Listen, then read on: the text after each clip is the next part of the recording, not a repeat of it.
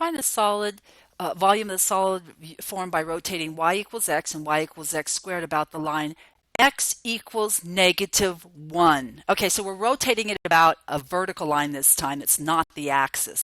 Find the points of intersection as usual. We'll set, let's see, we'll set x equal to x squared. In other words, set the y values equal to each other, solve for x, get the ordered pair 0, 0, and 1, 1 again this time.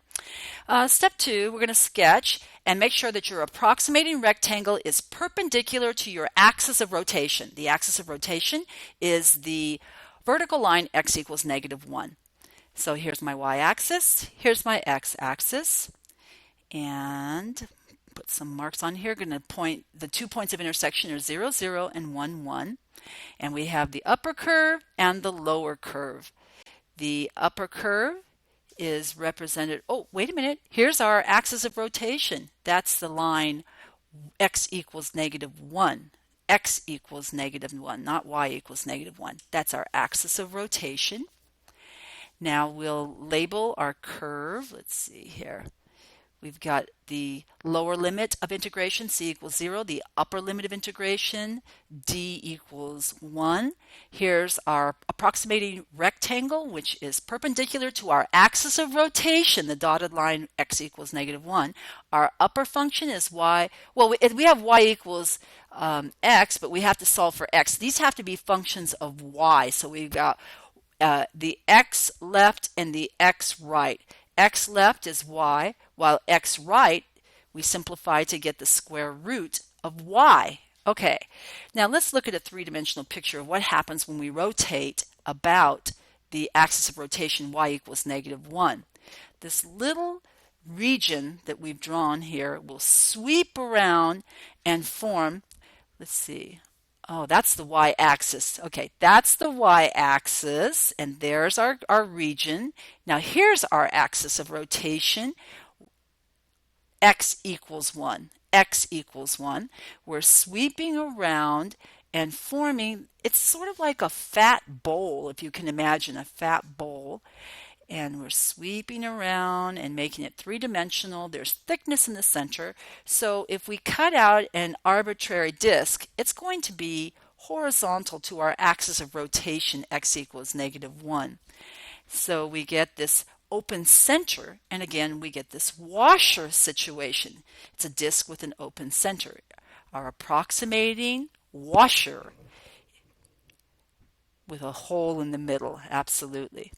Okay, so we're going to draw the rendition of this so you can get an idea of the inner and the outer radii to form the area of the outer face and the area of the inner face. Here's our axis of rotation, x equals -1, x equals -1, and we have it going right through the center of this disk, and we have the line,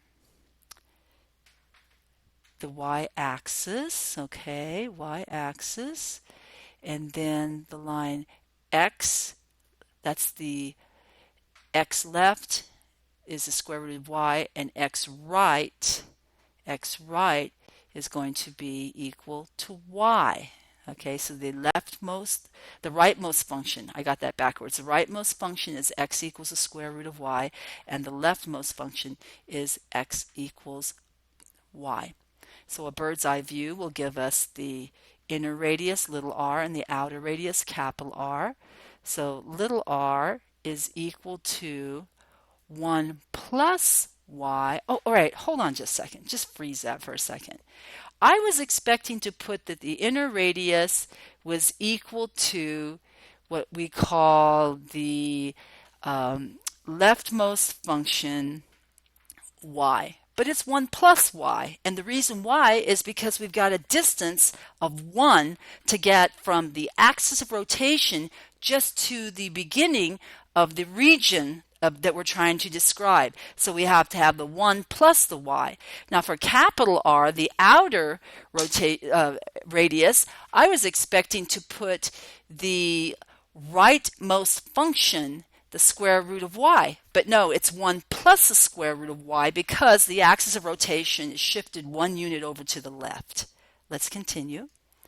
That implies that the area of the washer is the pi capital R squared minus the pi little r squared. So it's pi times 1 plus the square root of y squared minus pi times 1 plus y squared. I just factored the pi out. That's all I did there. I factored the pi out of those two, the sum of those two, or the difference between those two radii. So the volume is equal to the integral from y equals c to d of a as a function of y dy. So the volume is equal to the integral from y equals 0 to 1 of pi times the 1 plus square root of y parenthesis squared minus 1 plus y parenthesis squared dy. And we simplify that, pull the pi out in front because it doesn't depend on x. Integral from 0 to 1 of 2 times the square root of y minus y squared dy. Find the antiderivative. You get pi, and you get 4/3 y to the 3 halves minus y squared over 2 minus y cubed over 3, evaluated from y equals 0 to 1, which simplifies to pi over 2.